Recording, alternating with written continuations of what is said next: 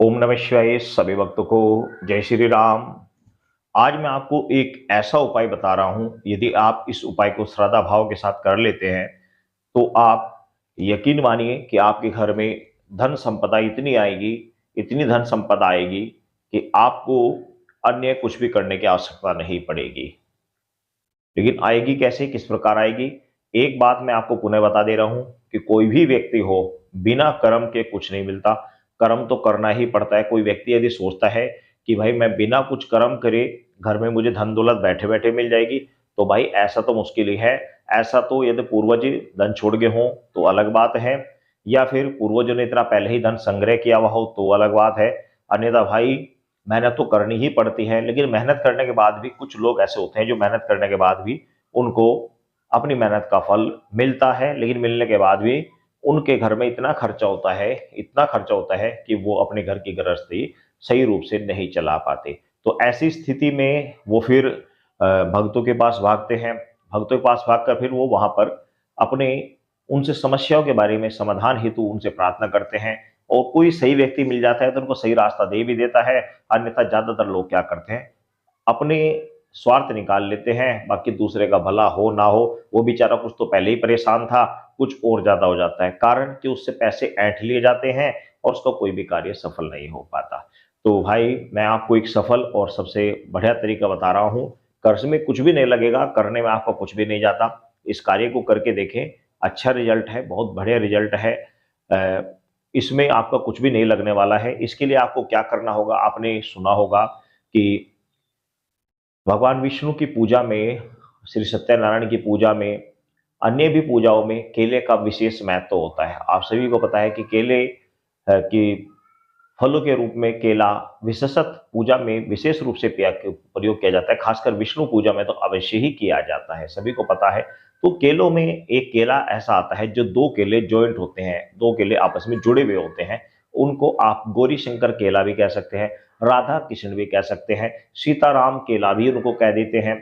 तो ये जो केला होता है ये विशेष बहुत महत्व का केला होता है। यहाँ आपने देखा भी होगा, और नहीं देखा तो आप नेट पर सर्च कर लीजिए। जुड़ा हुआ जो केला होता है, इसको तरह का जो केला होता है जुड़ा हुआ, इसका आप पहले खोज कर लीजिए। खोज कैसे की जाएगी आप समझ लीजिए। यदि आपके आसपास कई केले के वृक्ष खड़े हुए हैं, हमारे मंदिर में ये खड़े हैं, तो इन पर अभी तक कितने सालों में एक बार ऐसा फल हमें देखने को मिला जो जोड़ा केले का था। नहीं तो बाकी हमें अब तक इन पे ऐसा कोई केला नहीं लगा, एक बार लगा था। बाकी मार्केट में तो कितनी बार आ चुके, वो अलग अलग बात है।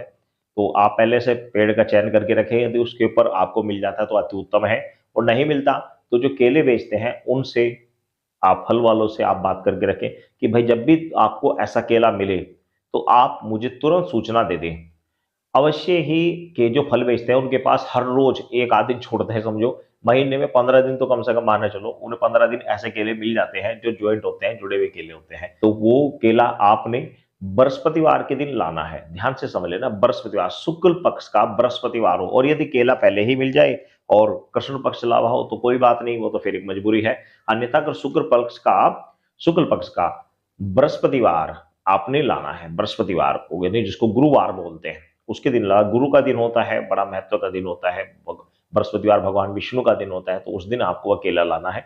लाकर आपको अपने घर में लाकर उसके ऊपर, एक केले के ऊपर ओम बनाना है, दूसरे केले के ऊपर आपको स्वास्तिक का निशान बना लेना है। ध्यान से समझ गए आपको। ये कार्य आप रोली से आप एक के ऊपर ओम बना लीजिए, दूसरे के ऊपर स्वास्तिक बना लीजिए। अब उसके ऊपर आपने थोड़े से चावल चढ़ाने हैं, थोड़े से पुष्प चढ़ाने हैं, और आपने भगवान विष्णु की किसी भी मंत्र का, भगवान विष्णु का कोई सा भी मंत्र ले लीजिए, या ओम नमो नारायणाय नमः, ओम नमो नारायणाय नमः, या फिर हरि ओम हरि ओम हरि ओम हरि ओम, ओम नमो भगवते वासुदेवाय।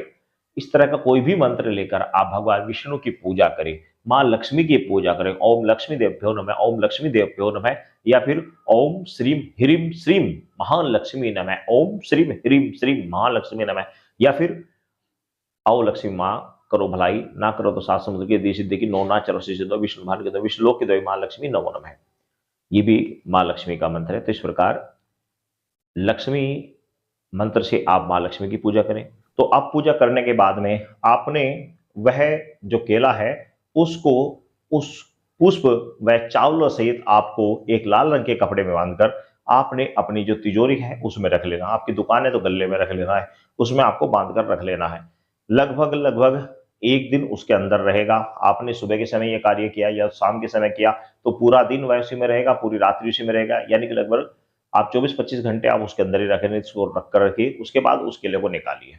अब उसके बाद उस केले के ऊपर जो डंठल होते हैं, जो ऊपर मजबूत हार्ड हार्ड लकड़ी होती है, जो ऊपर केले में जो ऊपर निकली होती है डंठल, वह केले की डंठल आप काट कर उसी कपड़े में बांध के पुनः अपनी उसी पोटली को तिजोरी में या घर के गल्ले में रख लीजिए या घर में अपने पूजा के स्थान पर रख लीजिए।